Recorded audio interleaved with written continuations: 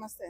So బయట చూసుకుంటే ఒక అమ్మాయి నరాల్లోకి హార్పిక్ ఎక్కించి మరి భర్తని చంపింది. అవును. సో ఈ సంఘటన ఎట్లా చూస్తారమ్మా మీరు?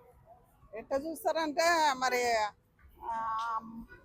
మొగోళ్ళు కూడా ఆడళ్ళని కూడా చంపిన టయాలు కూడా ఉన్నాయిలే కానీ ఉమ్, సావుకే మార్గం కాదు కదా. ఎందుకంటే భర్తను అట్లా పైకి ఇద్దరు కలిసి చంపేశారు.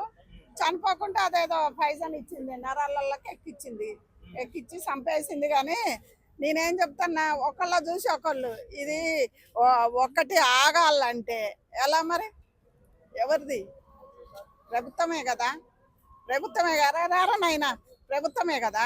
మరి అందు గురించే ఆమె చంపిందంటే అది కరెక్ట్ కాదు కదా.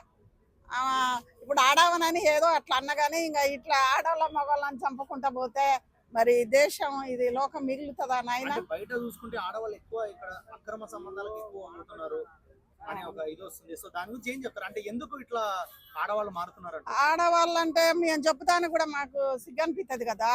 ఎందుకంటే అక్రమ సంబంధాలు ఎక్కువ అయిపోయినాయి అంటే ఇంకా వాడు మగోడు చేస్తుండగా నేను కూడా చేస్తున్నా. ఇప్పుడు వాళ్ళకే ఒక ఆమె అడుగుతుందిగా, వాళ్ళు ఎందుకు చేయాలా, మాకేం తక్కువ? అది కాదు, ఆడ మొగాన్ని పెట్టింది ఎందుకు, ఒక బంధం అని పెట్టింది ఎందుకు?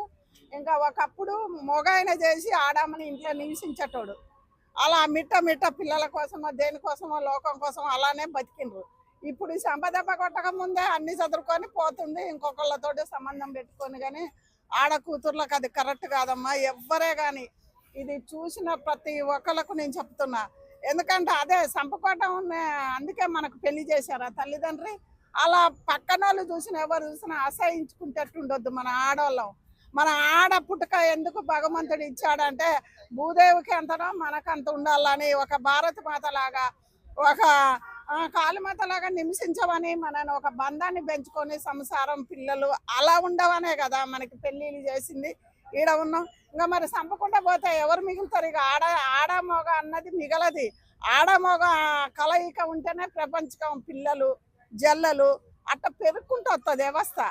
నువ్వు నేను చంపుకుంటా పోతే ఇంకెక్కడ ఉన్నది? అలా కరెక్ట్ కాదు చంపుడు. మొన్న కూడా ట్రైన్ లో కొన్ని బుక్కులు చదువుకుంటూ మరి మగవాళ్ళని చంపడం ఎలా అని చెప్పి చూస్తున్నారు.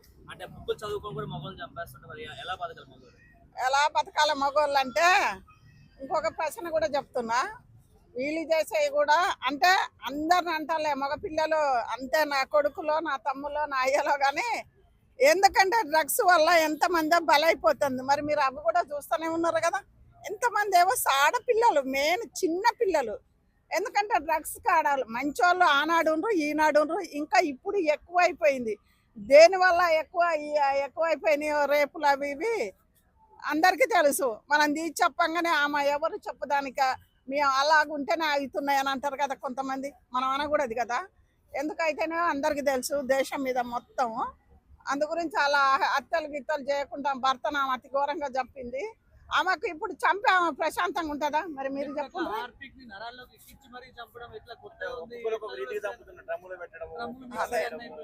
అంటే అలా కాదు, ఆడాళ్ళు ఒక శక్తిగా మారి వెరైటీగా ఒక బార్ పెట్టిండు. మరి మీరు అందరు జాగ్రత్తగా ఉండాలా. అలా అని కాదు. అంటే చాలా మంది పబ్లిక్ లో ఊరి చేయాలి ఇలాంటి ఆడవాళ్ళని అయినా సరే మారుతారు అని చెప్పేసి అంటున్నారు. దాని మీరు ఎలా చూస్తారమ్మా?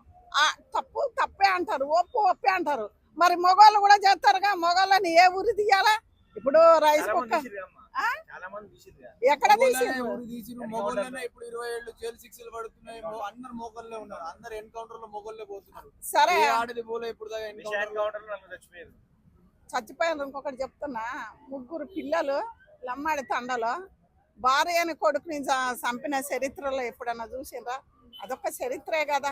అంటే మనం ఈమె మంచి పని చేసిందని మనం అనకూడదు. సోషల్ మీడియాలో కూడా అలా చెయ్యొద్దు. ఎవ్వరే కానీ ప్రాణమే కదా. ఆడైన ప్రాణమే, మగవాడైన ప్రాణమే. అలా చంపుకుంటా పోతే ఎక్కడ మిగులుద్ది నేను అనేది. కానీ ఆడ కరెక్ట్ చేసి ఆడ మగ ఎవరు తప్పు చేసినా సూడు చేసి పారదగితే ఇంకోసారి హత్యలు జరగాయని గవర్నమెంట్కి మనం ఎప్పుడు సోషల్ మీడియాలో పెడుతూనే ఉన్నామా? మరి అది ఎప్పుడు చేస్తారు? మరి మీరే కదా కొత్తగా నేర్పించే. ఈమెను చూసి ఇంకొకళ్ళు చూసి ఇంకొకళ్ళు, అంతే కదా. ఆడపిల్లగా ఆడోళ్ళైనా మగోళ్ళైనా అలా చేసుకుంటూ పోవద్దు. చేసుకున్న భర్త ఎడ్డోడో గుట్టోడో. ఎందుకంటే పిల్లలు చిన్నోళ్ళు కదా. పిల్లలు పెద్దోళ్ళు ఎరే నాకేందని బతికేటట్టు లేదు. యాగలేక యూతలకు వద్దానికి అట్లా ఎంతమంది ఉన్నారు గెలవలేక వేరేటోళ్ళు అక్ర సంబంధాలు పెట్టుకొని అట్లా ఉన్నోళ్ళు ఉన్నారు. నువ్వు వాడి నుంచి దూరంగా వచ్చినా అట్లనన్నా బతకొచ్చు, కానీ వాని ప్రాణం తీసి అక్క ఎవరు ఇచ్చారు? అందుకే రేవంత్ రెడ్డి ఇంకా 2-3 ఏళ్ళు ఇట్లా హత్యలు జరుగుతాయి. ఇది మాత్రం నేను రియల్ గా చెప్తున్నా. ఇంకా 2 ఏళ్ళు ఇలాంటి హత్యలు మనం ఇంకా కళ్ళతో ఎన్ని చూడాలో. ఇప్పుడు ఇలాంటి ఆమెకి ఎలా శిక్ష పడాలంటారు? మీరు ఎలాంటి శిక్ష వేయాలి. ఎలాంటి శిక్ష అంటారు? ఎలాంటి శిక్ష అంటే ఎమ్మటే చంపేయాలి అంతే. సావుకు ప్రాణానికి ప్రాణం తీస్తేనే అప్పుడు ఈ వ్యవస్థ అన్నది బాగుపడుతుంది. అది దేశానికి ఏం మెసేజ్ ఇద్దామని చేసింది మాట. కానీ ఎందుకంటే దొరుకుతాను అనుకోలే, నేను దొరుకుతానా అనుకుంది.